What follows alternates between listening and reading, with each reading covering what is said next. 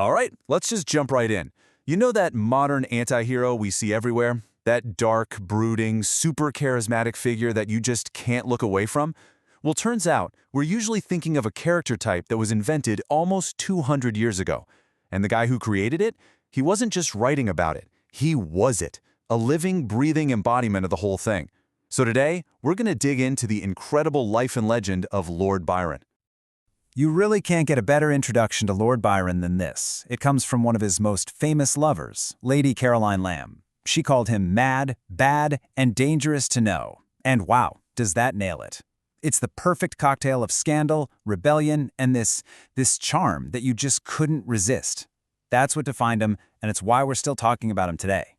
Now, Byron's poetry? Absolutely revolutionary.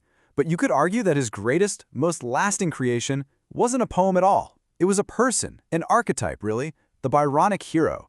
I mean, this character has been haunting literature for 2 centuries. So where did it even come from? How does one guy's personality end up becoming the blueprint for so many characters? So what does it even mean when we say a hero is Byronic? Think of characters like Heathcliff from Wuthering Heights or Mr. Rochester from Jane Eyre. Heck, you could even argue Batman fits the bill. So what's the recipe here? What are the key ingredients that make up this totally fascinating and, often self-destructive kind of hero? Okay, at its heart, the Byronic hero is a total rejection of the classic squeaky clean hero.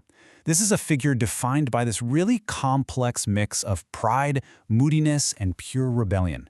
They're magnetic, they're captivating, but they are so tragically flawed, and a lot of the time they're on a crash course with their own destruction. And what's so interesting is how all these traits are connected. It's not just a checklist, right? The hero is mysterious because he's haunted by a troubled past. He's rebellious because he's always fighting against society. And that intelligence, that charisma, it gets twisted up by all this inner emotional torture, which leads to him being isolated and cynical. It's that constant storm inside that just makes them impossible to ignore.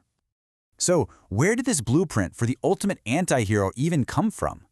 The answer is actually pretty simple. Byron didn't just invent this character out of thin air. He was this character. His whole life was basically a performance of rebellion, passion, and eventually, exile. And his story really starts with a struggle. I mean, he was born an aristocrat, but his family was a mess, riddled with debt and just plain reckless. And to top it all off, he was born with a club foot. This physical difference made him super self-conscious and really lit a fire under him, fueling this defiant, combative spirit from a very young age. You can almost see his life playing out like a drama in 4 acts. In 1812, he just rockets to fame, becoming a literary superstar almost overnight. But then, just 4 years later, he's forced to flee England because of all the scandals. And his story doesn't end quietly in some study. No, it ends on a battlefield in Greece where he died fighting for their independence. Just a life of incredible highs and devastating lows. And the speed of it all was just dizzying. As soon as Childe Harold's Pilgrimage was published, Byron basically became the first modern celebrity. This quote says it all, that insane overnight switch from being just some minor lord to being the most talked about man in all of England. But here's the thing. His fame wasn't just about the poetry.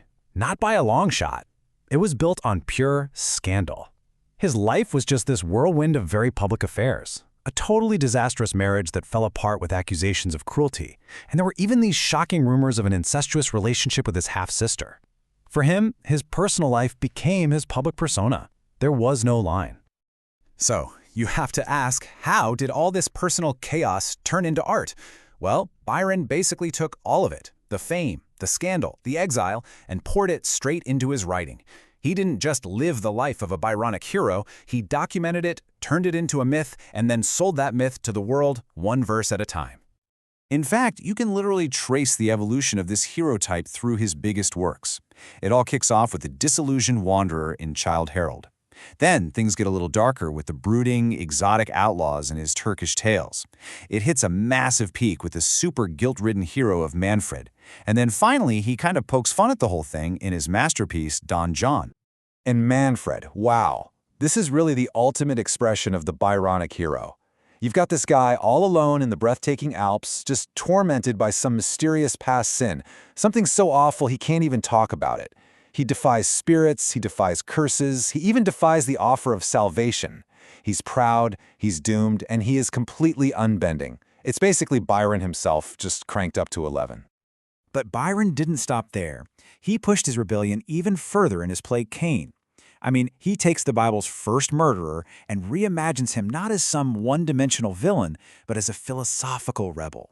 His version of Cain, with a little guidance from Lucifer, dares to question God's authority and the whole concept of good and evil.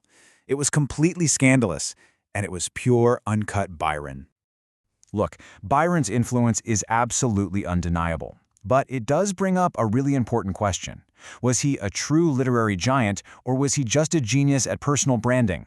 To really get a handle on his legacy, we have to look past all the passion and start to examine some of the problems. And a good way to do that is to bring in one of the most important critics from back then, Matthew Arnold. Now, Arnold was totally fascinated by Byron's power, but he also saw some major weaknesses in his writing, which gives us a much more balanced perspective on his genius. So Arnold's critique sets up this really fascinating tension. On the one hand, he praised Byron for his powerful, far-reaching, and sincere voice. You just couldn't deny the energy and passion.